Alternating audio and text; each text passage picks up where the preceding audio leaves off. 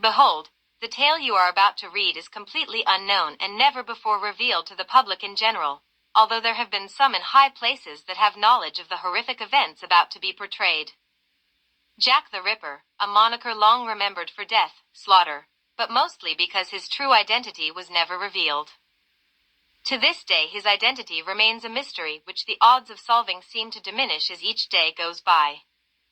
But while that was not the most ideal ending, or non-ending, to a murder case, it was deemed to be the best thing to do at the time.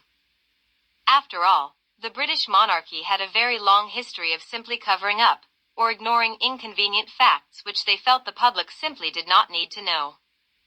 And the monarch at the time, Queen Victoria, was known to be an extreme recluse. That is why it is such an unusual tale of how this seemingly reclusive monarch was so integral to the discovery and hunting of a horror which rocked the British Empire. November 1888. But Zeke believed the answer to his first question would shed light on the many others that swirled around in his head, so he asked, "I don't understand. Why hasn't the public been told any of this?" Aberline was not so quick to answer, still having serious concerns not only about the American and his crazy story, but more importantly about himself and his own future. Unfortunately, he had little choice in the matter. If the American was right, he had a second chance to catch Jack the Ripper. So he was forced to admit to Zeke, the reason the case has been closed and everyone associated with it sworn to secrecy is the fact that the person who committed those heinous murders was a high-ranking member of the aristocracy with close ties to the palace.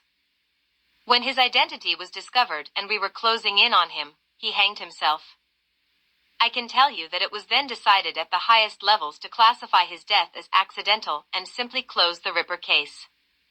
The man's name was Sir Richard Stokely. Aberline then handed him a folder containing what appeared to be a coroner's report, and as he perused the document he asked, "Where is the body now?" Aberline quietly responded, "Already cremated." The American then said, "It's a shame that there is no body to examine, but if all you have is the coroner's report, then that will have to be enough." Zeke told Aberline as he thumbed through the pages looking for something specific, something that he knew would identify his killer with absolute certainty. Unfortunately, Zeke found something, or the lack of it, and this told him everything he needed to know.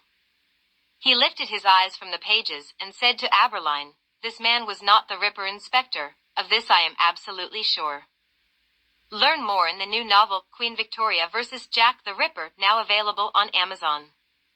The best new book on Jack the Ripper, and one which will revolutionize the genre and redefine the entire subject.